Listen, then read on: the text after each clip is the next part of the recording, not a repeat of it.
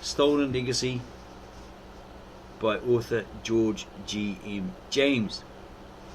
Description. The premise of this book is that the ancient Greeks stole information, i.e. their entire philosophy, from the ancient Egyptians and passed it off as their own.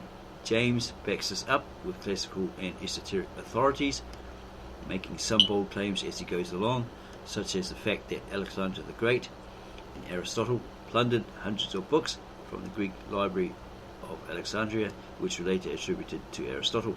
Lots of notes, be aware, in between, as well as a lot of nested sub-paragraphs. This book has 169 pages in the PDF version, which you can download, and was originally published in 1954. Excerpt from Stolen Legacy. The term Greek philosophy to begin with is a misnomer, for there is no such philosophy in existence. The ancient Egyptians had developed a very complex religious system called the Mysteries, which was also the first system of salvation. As such, it regarded the human body as a prison house of the soul, which could be liberated from its bodily impediments through the disciplines of the arts and sciences, and advanced from the level of a mortal to that of a god. This was the notion of the summum bonum, or greatest good, to which all men must aspire, and it also became the basis of all ethical concepts. The Egyptian mystery system was also a secret order, and membership was gained by initiation and a pledge to secrecy. The teaching was graded and delivered orally to the neophyte, or the initiate, and under these circumstances of secrecy, the Egyptians developed secret systems of writing and teaching, and forbade their initiates from writing what they had learned. After nearly 5,000 years of prohibition against the Greeks, they were permitted to enter Egypt for the purpose of their education. First through the Persian invasion, and secondly through the invasion of Alexander the Great. From the 6th century BC, therefore, to the death of Aristotle, 322 BC, the Greeks made the best of their chance to learn all they could about Egyptian culture.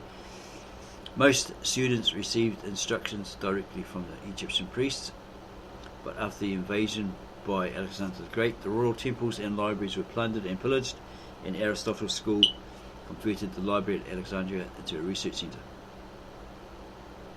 There is no wonder, then, that the production of the unusually large number of books ascribed to Aristotle has proved a physical impossibility for any single man within a lifetime. The history of Aristotle's life has done him far more harm than good, since it carefully avoids any statement relating to his visit to Egypt, either on his own account or in company with Alexander the Great when he invaded Egypt. This silence of history at once throws doubt upon the life and achievements of Aristotle. He is said to have spent 20 years under the tutorship of Plato, who is regarded as a philosopher, yet he graduated as the greatest of scientists of antiquity. Two questions might be asked. A. How could Plato teach Aristotle what he himself did not know? B. Why would Aristotle spend 20 years under a teacher from whom he could learn nothing? This bit of history sounds incredible. Again, in order to avoid suspicion over the extraordinary number of books ascribed to Aristotle, history tells us that Alexander the Great gave him a large sum of money to get the books. Here again, the history sounds incredible, and three statements must here be made. A. In order to purchase books on science, they must have been in circulation so as to enable Aristotle to secure them. B. If the books were in circulation before Aristotle purchased them, and since he is not supposed to have visited Egypt at all, then the books in question must have been circulated among Greek philosophers. C. If circulated among Greek philosophers, then we would expect the subject matter of such books to have been known before Aristotle's time, and consequently he could not be credited either with producing them or introducing new ideas of science. Another point of considerable interest to be accounted for was the attitude of the Athenian government towards the so-called Greek philosophy, which it regarded as foreign in origin and treated it accordingly. Only a brief study of history is necessary to show that the Greek philosophers were undesirable citizens who throughout the period of their investigations were victims of relentless persecution at the hands of the Athenian government. Anaxagoras was imprisoned and exiled, Socrates was executed, Plato was sold into slavery, and Aristotle was indicted and exiled, while the earliest of them all, Pythagoras, was expelled from Croton in Italy. Can we imagine the Greeks making such an about turn as to claim the very teachings which they had at first persecuted and openly rejected? Certainly they knew they were usurping what they had never produced, and as we enter step by step into our study, the greater do we discover evidence which leads us to the conclusion that Greek philosophers were not the authors of Greek philosophy, but the Egyptian priests and hierophants were.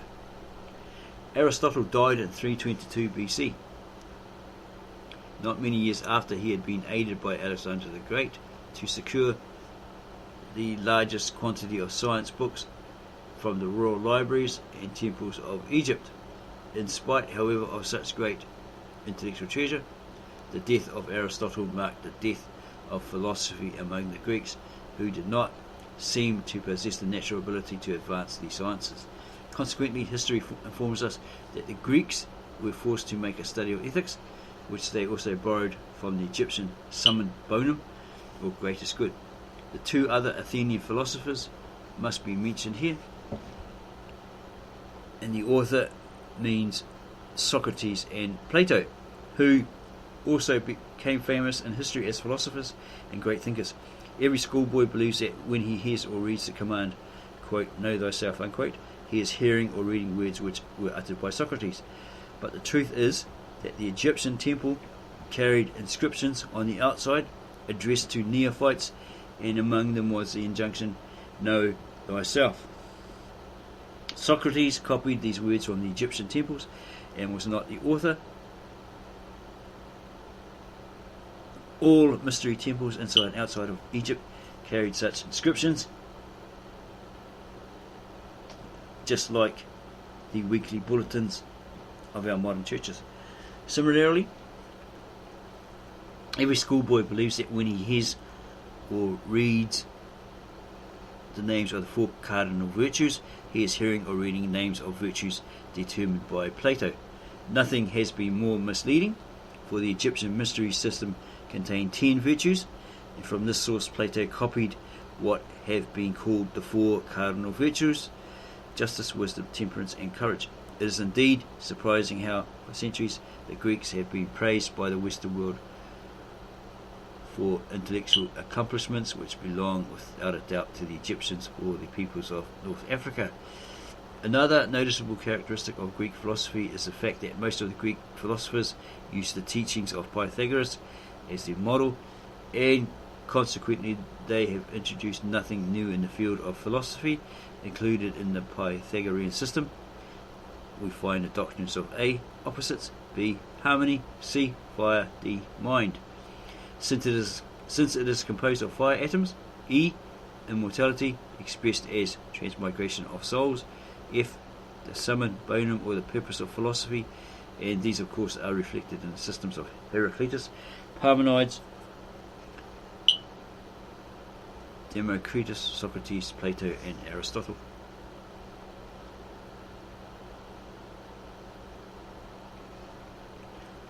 So, in sum, this is a book about the Greeks plagiarizing all their knowledge from the ancient Egyptians and then claiming it as their own.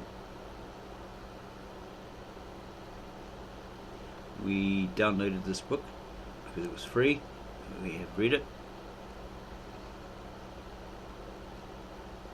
and it is very interesting. Contents: the aim of the book: Greek philosophy is stolen Egyptian philosophy. So-called Greek philosophy was alien to the Greeks and their conditions of life. Greek philosophy was the offspring of the Egyptian mystery system. The Egyptians educated the Greeks. rather than the Greeks educated the Egyptians. The pre-Socratic philosophers and the teachings ascribed to them. The Athenian philosophers, the curriculum of the Egyptian mystery system. The Memphite theology is the basis of all important doctrines in Greek philosophy, or the Memphis of Egypt theology. Social reformation through the new philosophy of African redemption. Appendix and notes. A quick view. Introduction. Characteristics of Greek philosophy. The term Greek philosophy to begin with is a misnomer, for there is no such philosophy in existence. The ancient Egyptians had developed a very complex religion system called the Mysteries, which also was the first system of salvation, what we've previously read.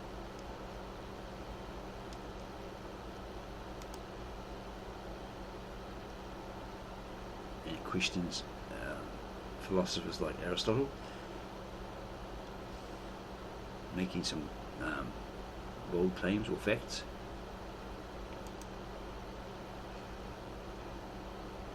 Aims of the book is to establish better race relations in the world by revealing a fundamental truth concerning the contribution of the African continent to civilization. It must be borne in mind that the first lesson in human rights is to make a people aware of their contribution to civilization, and the second lesson is to teach them about other civilizations. By this dissemination of the truth about the civilization of individual peoples, a better understanding among them and a proper appraisal of each other should follow. This notion is based upon the notion of the great master mind. Ye shall know the truth, and the truth shall make you free. Consequently, the book is an attempt to show that the true authors of Greek philosophy were not the Greeks, but the people of North Africa, commonly called the Egyptians. And the praise and honour falsely given to the Greeks for centuries belongs to the people of North Africa, and therefore to the African continent. Consequently, this theft of the African legacy by the Greeks led to the erroneous world opinion that the African continent has made no contribution to civilization and that its people are naturally backward. This is the misrepresentation that has become the basis of race prejudice, which has affected all people of colour. For centuries, the world has been misled about the original source of the arts and sciences. For centuries, Socrates, Plato, and Aristotle have been falsely idolized as models of intellectual greatness, and for centuries, the African continent has been called the Dark Continent because Europe coveted the honor of transmitting to the world the arts and sciences. The author states here, he was happy to be able to bring this information to the attention of the world, so that on the one hand, all races and creeds might know the truth and free themselves from those prejudices which have corrupted human relations, and on the other hand, that the people of African origin might be emancipated or freed, released from their serfdom or of inferiority complex, and enter upon a new era of freedom in which they would feel like free men with full human rights and privileges.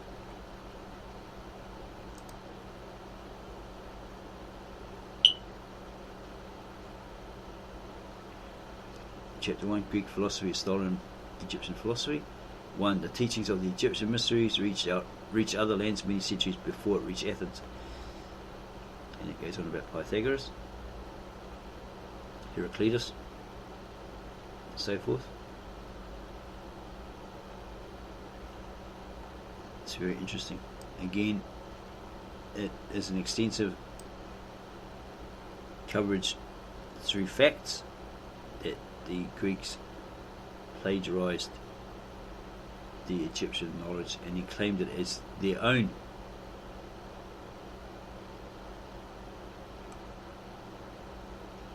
So if you like this book, if you like to read this book,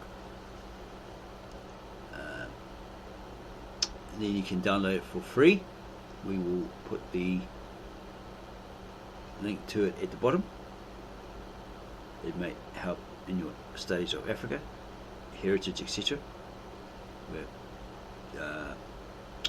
Ministry of the Real Truth, and we would like to thank you for taking the time to view this video.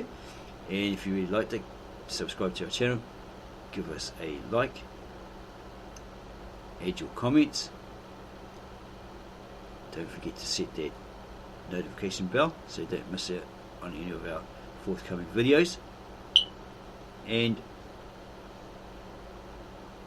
enjoy the rest of your day.